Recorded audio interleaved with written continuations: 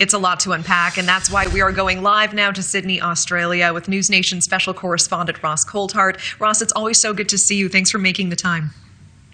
It's a real pleasure, Natasha. Nice to see you and your guests. Thank you. And I know that you've covered other accounts of UFOs moving hundreds of miles an hour underwater, joining with Congressman Burchett's claims. What do you make of underwater UFOs? I've had the privilege of speaking directly with submariners, particularly, who have been witness to measurements of objects underwater using the sophisticated tracking technology that both the US Navy and my Navy in Australia use.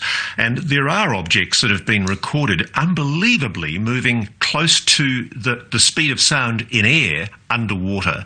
So we're talking there about hundreds of kilometres an hour, hundreds of miles an hour. And there's no explanation for it. What we do know is that it is now officially admitted that the mystery of these objects is real. The United States has come a long way in the last 5 to 7 years. It now admits officially through the Director of National Intelligence that, in fact, there is a mystery, a genuine mystery there that requires investigation. And so now under the new administration, under President Trump, there's a big push on privately behind the scenes to get the claims of people like Jake Barber, the guy that I interviewed on News Nation a few weeks ago, who exclusively revealed his knowledge, direct first-hand knowledge of the existence of a retrieval program, an underground retrieval program involving alleged alien technology. Incredible allegations, I know. But what's interesting is there is now engagement at the top levels of the Trump administration and also in the Congress. People want to hear more, and they're asking questions. And let me ask you about that, because I know Jake Barber revealed that he has met with then Senator Marco Rubio's staff about the UFO retrieval program he says he was a part of. And of course, Rubio is now Secretary of State. What does this mean for the future of UFO information? Do you know anything about this? Oh, no, that's what we're all hoping to find out. In fact, Congresswoman Anna Paulina Luna has flagged that this week she's got a big announcement coming that she says is bigger than UAPs, which we're all waiting breathlessly to hear. And the speculation is that it might involve some decision about declassification of some of the more intransigent government secrets, particularly UAPs. We just don't know. I think one of the issues for incoming administrations, is they're often not told until they get into office what the secrets really are. And the president has been quite upfront about his determination to reveal what can be revealed about UAPs. As you know, I did an interview with Don Trump Jr. a few weeks ago, and he's obviously very engaged with the subject.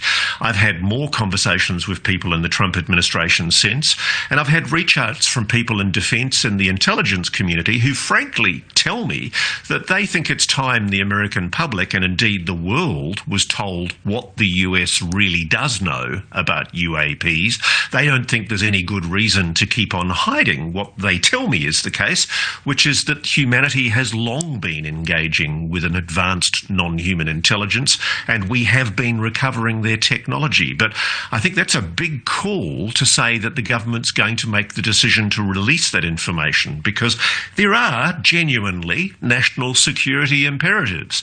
I can understand why the Defence Department might want to protect weapons technology or propulsion systems or energy systems.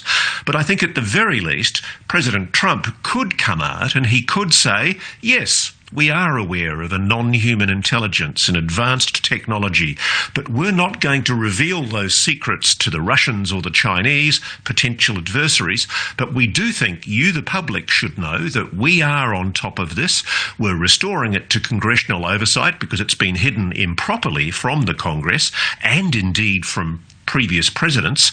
And so it would be a really big move, I think, by the current president to make that decision and be more open and honest with the American public. Yeah, I know so many are hoping for more transparency in the next 4 years.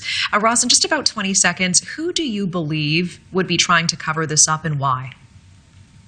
I think more often than not, Natasha, it's coming from private industry. There are a group of aerospace companies who've got the control of this technology, and by golly, they're not letting go in a hurry.